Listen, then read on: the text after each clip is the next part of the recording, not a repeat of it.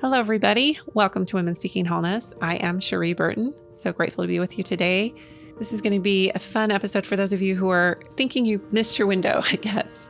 Maybe you're raising young children, or maybe you've got grandchildren. Maybe you have no children. It's nothing to do with children, really.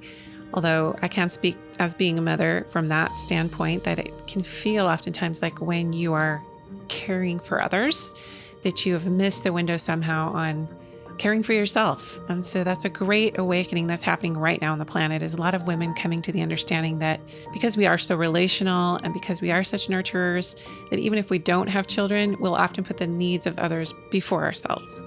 So it can create feelings of entrapment, maybe at the soul level.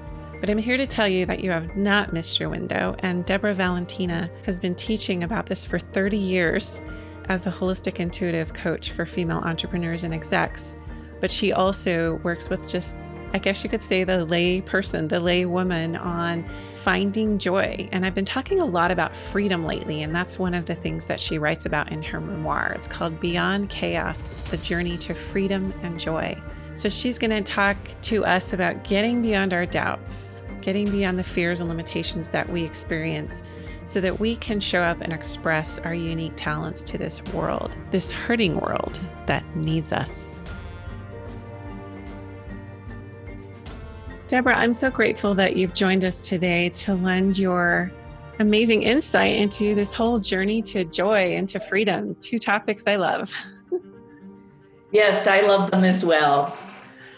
So I love to start too with just, when I meet women who are powerful and in their power and they're writing or they're doing some kind of planetary contribution, I want to know how they got there. And I think the listeners are always curious about your journey. So I know it's all in your book, but explain maybe in a couple minutes or so, what got you into wanting to talk about the journey to joy and freedom? Let's see. Where I'd like to begin is I was on a trajectory to and did actually have a very successful healthcare career. I was working for a large managed care organization, and my goal was to become a chief operating officer, which I did become actually for a region. And I was in my early 30s, and I was, in my mind, I thought that if I reached this pinnacle, that I would be happy. And as it turned out, I reached the pinnacle and I was miserable. I was not happy, Surprise. but I was miserable. That happens so often. It really does. So I thought, oh my God, I really need to be doing some introspection here, because this is not what I expected. So with this introspection and also going to therapy and going to personal development courses and reading a gazillion self-development books, I really discovered that even though I was competent, that was not what I was passionate about. Mm-hmm. What I was passionate about was being fully self-expressed and to empower other women to be fully self-expressed. And I do think it comes from childhood and not being encouraged. So is that kind of where it started for you, was in your childhood, where you had, if you don't mind me asking, if you're one of those women who are open, I've seen you, you're so beautiful, but I know you're older than I am. So do you mind sharing just your general age range with the listeners, just so they know sort of your depth of life experience? I'm in my 60s. And when I say it out loud, it sounds really funny to me because I am really have such vitality and such, a zest for life that First of all, I'm not thinking about ever retiring, and um, I feel, internally, actually, and externally much younger than that. But I am I in my hear you. I hear you. I'm in my 50s, and even saying that out loud, I'm like, oh. But you know what? It's like, I know we hear this phrase a lot, 50s is the new mid 30s, 60s is the new mid 40s, right? It's different. It's a different time, but I think you look amazing. So I just wanted to offer our listeners that there's a depth to your journey because you've lived more life. And so you lived in a different era in your childhood than, you know, probably a lot of my listeners. So share with us what that, because that is where the pinnacle, that's where life begins for all of us, is just, what we were exposed to, what our original story was, the yeah, dynamics and the landscapes of yeah. how we were raised, et cetera. So I'm thinking about what you're right. I did live in a different era, which is, again, funny for me to say out loud.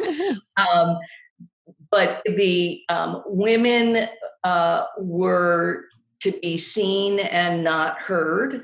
Mm-hmm. Just like Um, children. right, exactly. And my mom was very much, uh, subscribed to that. I did not. Um, there was my father was very, very strict and rigid. And had rules, and that was you were to live by his rules. But he was also had a lot of addiction, and he was addicted to alcohol. Um, uh, he, the bottom line is sexually abused all four of his daughters, Mm. including me, because I was one of Mm. them. And so there was a lot to overcome, if you will.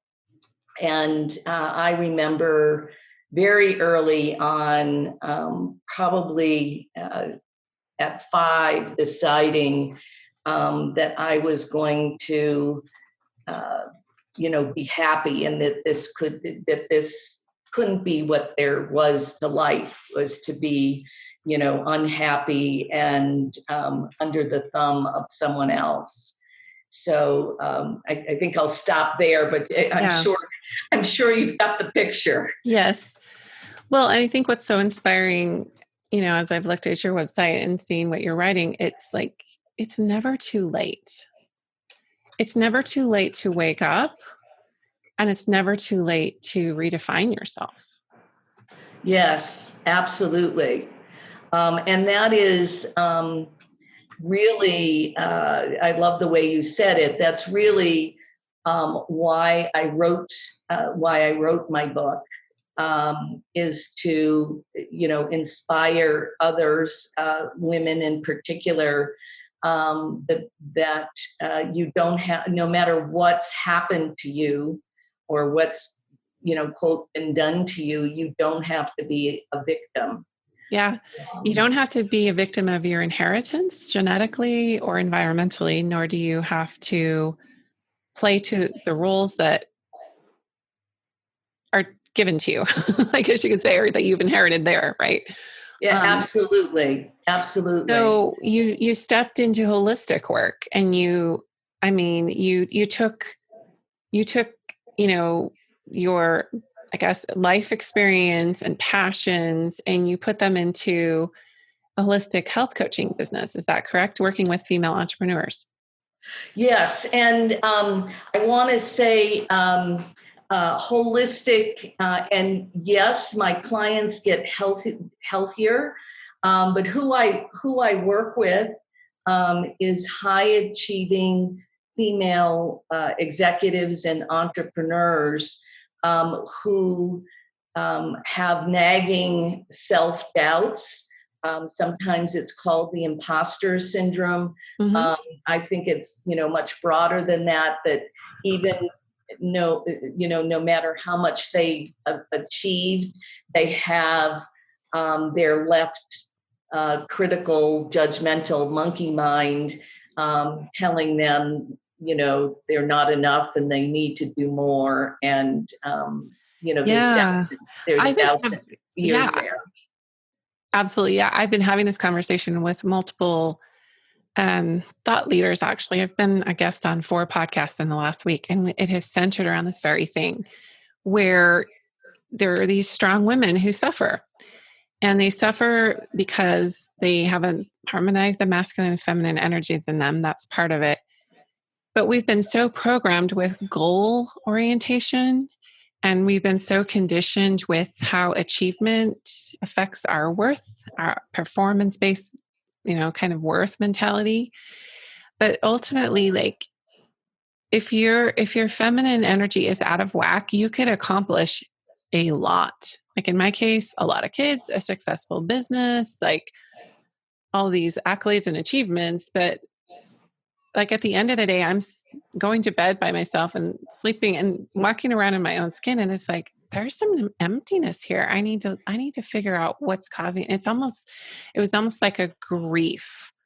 Like, I think Sarah Brethnock says it's the sadness we cannot name, is we become Mm, homesick for our own selves, for what we actually really want, which is our spiritual alignment. And it's yes, not this religious spiritual alignment. It's your own soul. It's your own body, and abs- finding that within. absolutely. So well articulated, really well articulated. And I want to bring in another piece. Because I'm actually working on a speech around this, which is, what we're not presencing is that the water that we all swim in is patriarchy. I'm sorry. And It makes me giggle every time when I hear the word patriarchy. I have to do that as for self protection. Otherwise, I'm really like kind of fuming. So I love that you brought that up, and I just had to insert the little giggle. It's yes, fun to well, hear it from you. it could be better than the alternative, which is rage, right? Rage Oh yeah, yeah, around it.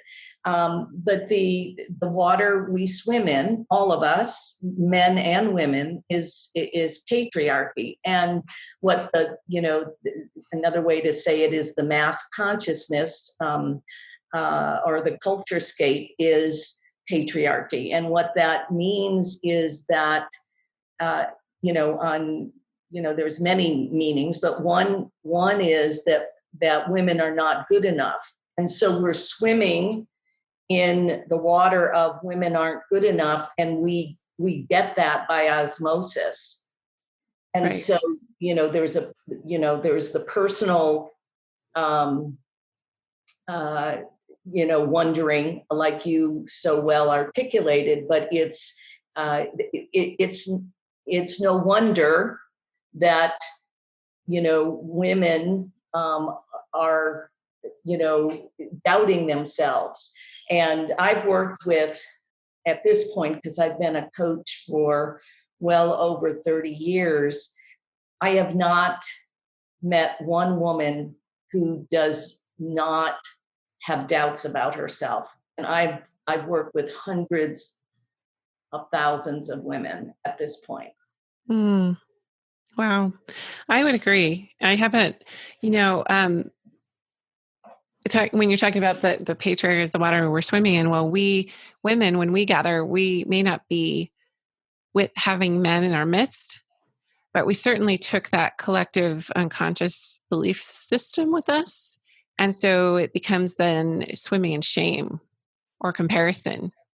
That's been my experience, that literally when I hold an event, do a retreat, or am in any kind of a gathering where there's multiple women, we just have to break that ice first so that we're all on the same page and Yeah, that we're releasing that old dogma and that old, not enough or less than kind of vibe that tends to yes. circulate.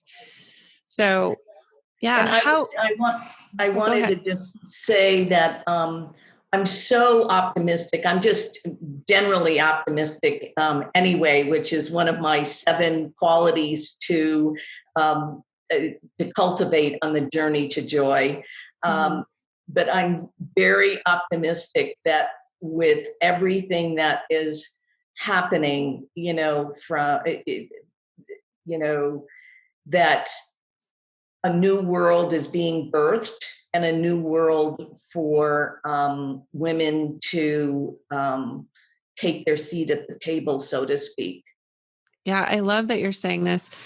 That is, yeah, there's definitely a healing crisis happening on the earth, and we are birthing a new age. I've heard people say it will be the golden age of miracles. I've heard people say that it's absolutely the era of the feminine rising. Uh, I love that you're talking about this as it relates to the journey to freedom and joy, because I think there can be a disconnect. And especially, I don't know, it seems like a lot of women that are in your season of life want to just kind of retire and sit back. And this is a twofold way that I'm inspired by you. Number one, that you are not doing that. Not that there's anything wrong with that. It's just like you have a call, you feel a call and a mission to speak out and have a voice and maybe inspire women who are in your season of life. And also for women who are Absolutely. younger than you, women like me and women younger than me, and even women who are young mothers, to know that just because you're a mother or just because you have a caretaking role of any kind, or you have responsibilities, that you have a responsibility first to yourself to redefine yourself, because you don't want to live with that regret your whole life. Absolutely. Absolutely. Again, so well said. Um, and I am, thank you for the acknowledgement. And it's so interesting. The thought that comes to mind as you were speaking was, I've just begun. I mean, Mm. I literally, that's how I feel it and how I see it. And that with because I've done so much, uh, you know, work on myself, if you will, I feel what happens is I feel and get younger as I get older. It Um, does rejuvenate you, I'm sure. yeah, and so with that vitality, which is what I call it, with that vitality, my calling is to make a huge contribution, speak my voice, and empower women to their full self-expression with abandon. Um, Mm, Not just full self-expression, but like no holds bar with abandon. I love that. I love it. And it is super inspiring. So, can you walk us through? Because your book is called Beyond Chaos, The Journey to Joy and Freedom and Joy. Two of my, again, favorite words, buzzwords for women right now, actually. You have 7 qualities that you talk about cultivating on that journey. Can you give us maybe just a few of those, or anything that you feel pertinent for our listeners from a Yeah, practical standpoint? absolutely. What I'd like to do is just name the 7 just so that there's not mystery around it. Yeah, And then I'll concentrate on 3 of them and just briefly talk about sure. 3. But the 7 are curiosity, a sense of humor, trust in yourself and your intuition, optimism, courage, resilience, and taking risks or leaps of faith.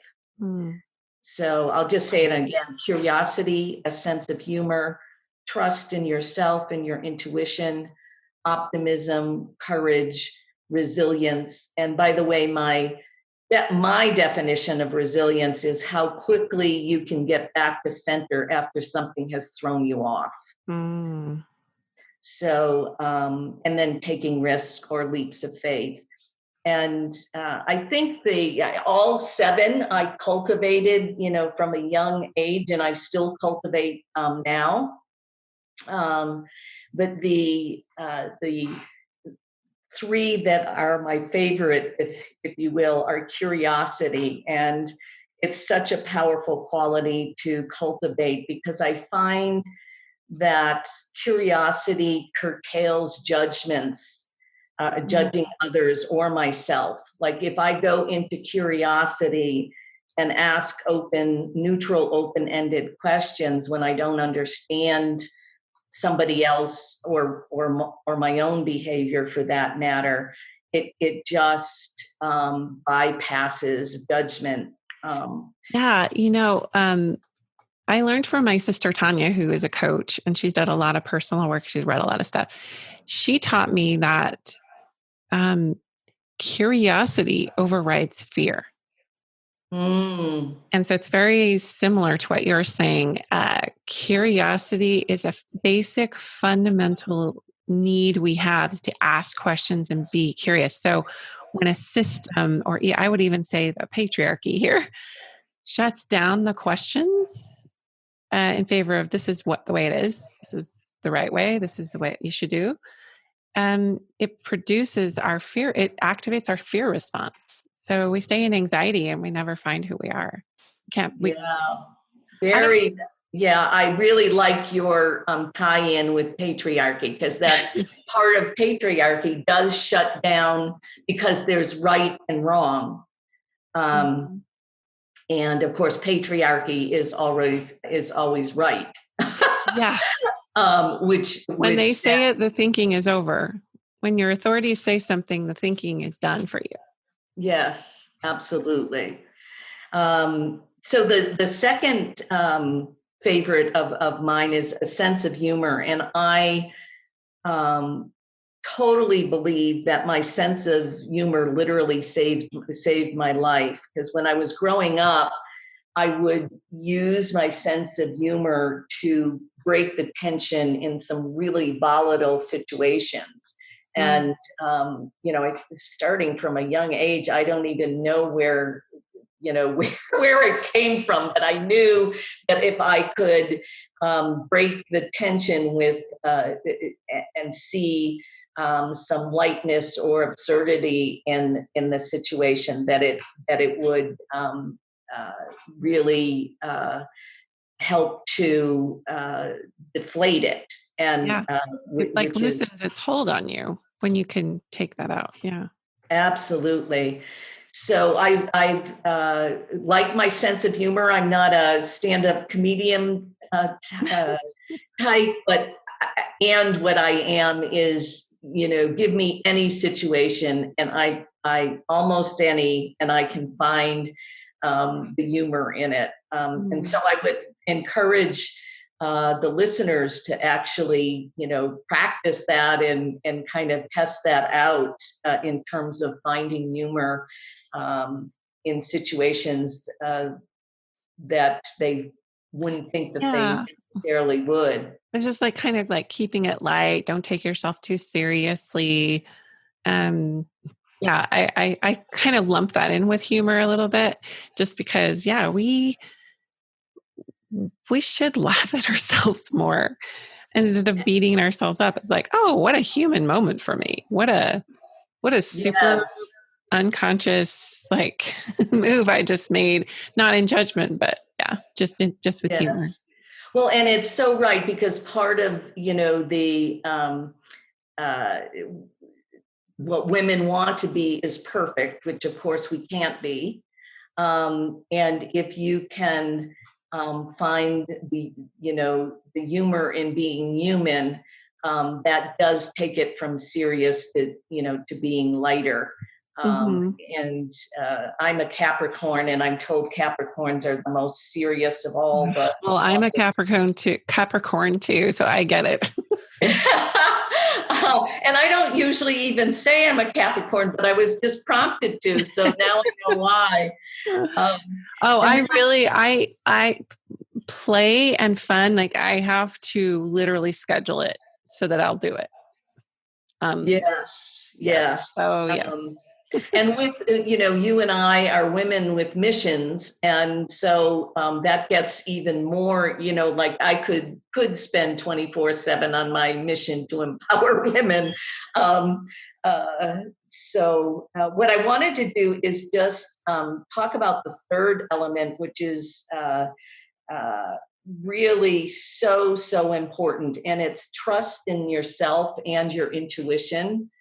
Mm, Um, and I believe that the trust is imperative if you're to live a healthy, happy, um, joyful, free life, which involves no second guessing your decisions or choices, which, as we've talked about, most women find it not so easy to do. Um, mhm, and so, how I overcame my own self doubt was to develop and trust my intuition. And so, I've been intentionally and actively developing it for over 30 years. And will continue to do so. And what it means specifically, and the listeners can practice this as well, is to listen to that still small voice in your head that's often overshadowed by that louder, more insistent, often critical, mhm, judgmental monkey mind. And we all know what monkey mind is. And mhm. we also all know what the still small voice is. Um, Yeah. uh, but it's harder to act on it because the monkey mind is so loud and insistent. But I find Yeah. that, as I've listened more and more and act on what I call my knowingness voice, it has gotten louder. Um, and so, actually, because Yeah. And go ahead. oh, I was just going to say, for the listeners who may not be familiar with that monkey brain or monkey mind, it's when you go into an elevated stress response or you get triggered by something, literally your higher functioning brain is disabled. And so you go into absolute fight or flight, sometimes freeze. Those three F's are really powerful because you can't make a thoughtful decision or I want to say inspired action until you can get out of that monkey brain response. So yeah, getting into your body and doing some deep breathing and different things like that have when you're in an elevated stress response. Otherwise, you will not be good to yourself or anyone else. Yes, yes, and I like how you connected that with the fight or flight or freeze. And I'm so glad that they introduced the freeze, because it used to be only fight or flight. And my response was always freeze in childhood until I could, get myself breathing calmly enough to get out of it. So I find that a lot of women actually are the third option, the freeze option. So I just wanted to underscore Mhm, that mhm. piece. What I was just gonna say is that um, it's possible to listen to your knowingness, your intuition, your higher self, whatever you want to call it, that it actually, that voice becomes louder than the critical left brain. And so, having practiced it for so many years, I actually, my knowingness is louder than my critical brain. So I am beyond thrilled about that. So I know it's possible. So I hold that out as a possibility for all the listeners as well. Yeah, that's great. Love it.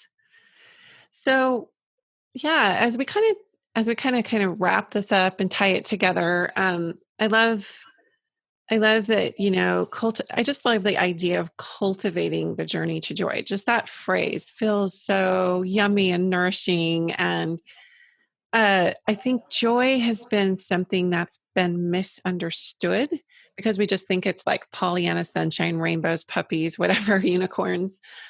or that it's impractical. Because again, for a serious-minded Capricorn, and I'm sure I'm just guessing that that's one of the reasons why you dove into it, because it had to mean something for you that would land in you in a way that was powerful. So, how do you define joy? How would you Mm. say, as we're cultivating this journey to joy, what's the end point, if there is one? What is joy? That's such a beautiful question.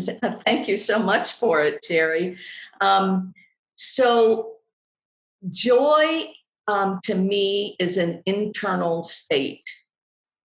So it has nothing to do with the circumstances on the outside. And joy to me is kind of a combination of contentment and satisfaction and giggliness, all kind of combined in one. Um, and again, it's an internal state. So most people are looking externally for joy,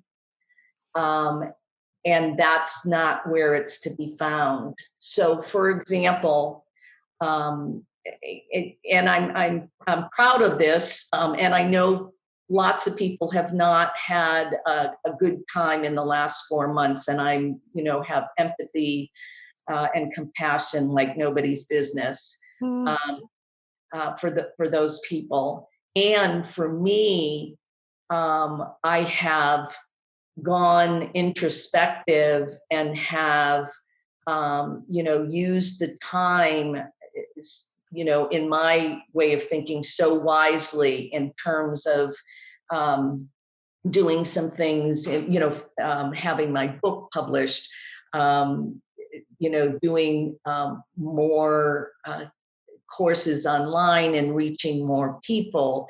I have, read books that I've always wanted to read. I've gone for more walks. You get the picture. yeah, you're just filling yourself up and doing what you want to do. You're just owning your own, like, yeah, your own interests. It's beautiful. Yes, and I find total joy in it, and so it's yeah. So does that answer your question? It's really because most people think it's an external state, that I will be joyful if X, Y, and Z happens, Yeah. and that's not what joy is about. No, it's not transactional. It's more intuitive. It's a flow. That's how I experience it. And you can still be in a place of very, you could be, I kind of look at it on the spectrum of peace and contentment as opposed to Yes. just happiness. Hmm. It's a different feeling. It's the feeling of, yeah, things feel harmonious. I feel alive. As Yes. opposed to, yeah, like you said, there's a very specific outcome attached to it. And Yeah. I think that's why a lot of strong women suffer, is because we do have these old achievement models and paradigms of, you know, A plus B is going to equal C. And, performance is attached to that joy happening, right? Or that it's a particular achievement. If that happens, then I will feel, but it's the journey. It's that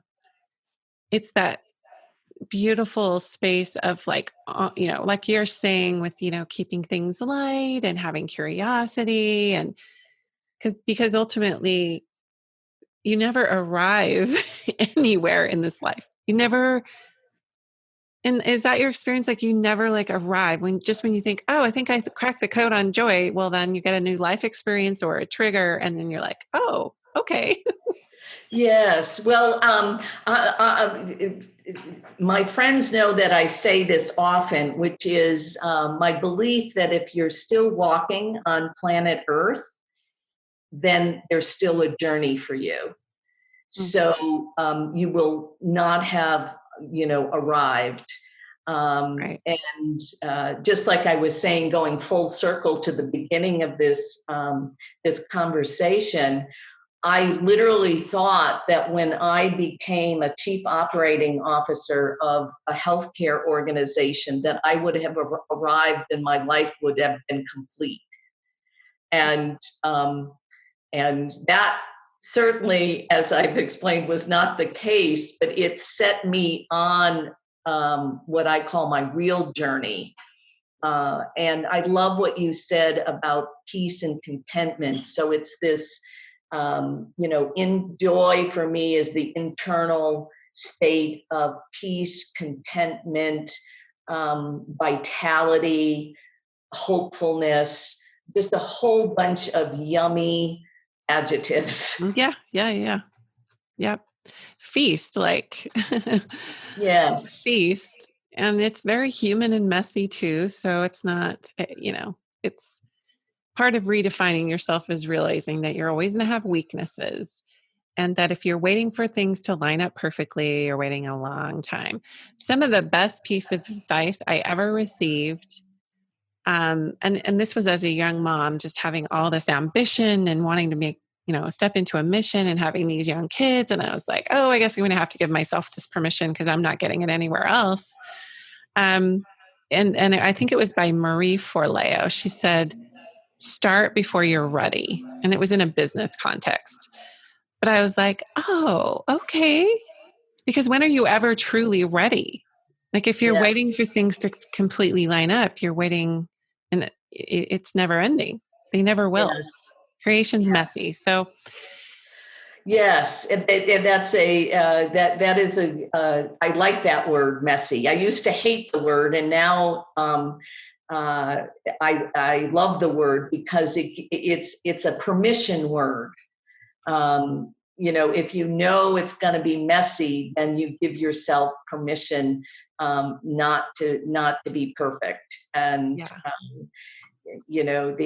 that was my that was my mission. And I really feel like that whole drive for perfection actually got me to being a very, very young, accomplished, competent chief operating officer, which had nothing to do with my joy or my happiness. It was actually the exact opposite. yeah. And the beauty that emerges from just embracing your humanness is part of how you actually transform your physicality. Like you Mm. shine, you have a different glow about you when you practice radical self-compassion and you say yes to yourself and you're giving yourself that permission. It's very liberating to others just being in your presence because you're owning that. Well, and that's where the freedom, the Yes. freedom comes in, is if you don't have to be perfect and you can be a messy, contributing human being, that's what it's all about. Hmm. Well, I love everything that you've shared. Is there anything, first of all, tell us where we can find you online and then share anything relevant that you would like to kind of wrap this up with? Okay.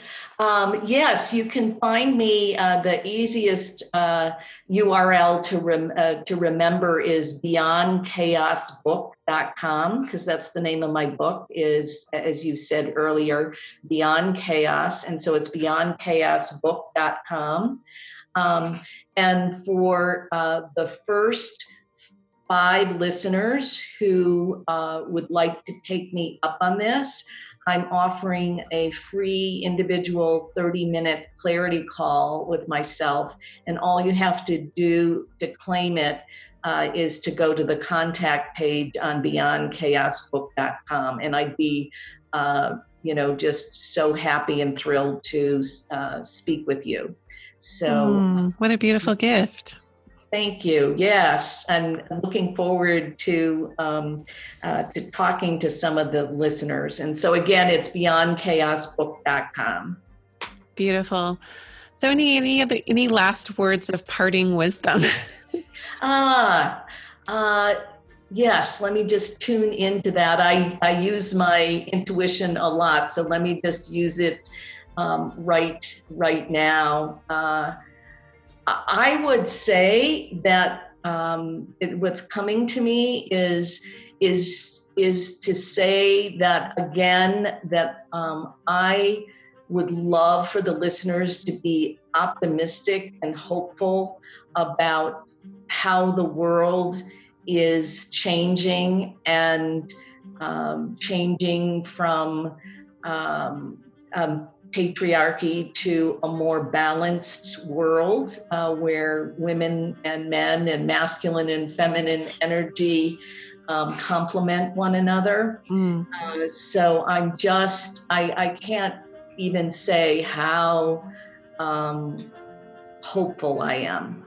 So that's what I would leave the listeners with. Wow. I love it. Thank you, Debra. That was a great way to wrap things up because, pardon me, this is a different age. This is a different era. We're living in a time in history that's unparalleled for the rise of the feminine. So I love that you brought that element in, and I just really am inspired by how you show up. Thank you so much. This has been delightful, delightful. Thank you so much for having me as a guest. Thanks for listening, everyone. And remember that it's up to you to give yourself permission to be self-empowered. It's up to you to give yourself permission to self-express. It's so imperative that we claim our own voice, that we claim our own station. We don't need to vibe with a mass consciousness or swim in the water that everyone else is swimming in. We're never experiencing that imposter syndrome when we're being who we are. So the never enough or not enough or not good enough or whatever enough language and rhetoric that's running through our head does not need to be our reality. What have you believed about yourself that has limited you from full self-expression? And where are you believing that it's too late for you in some realm of something that you have been wanting to do or feeling to do or have felt called to? Have a great, beautiful, blessed week. And I will talk to you next time on Women Seeking Wholeness.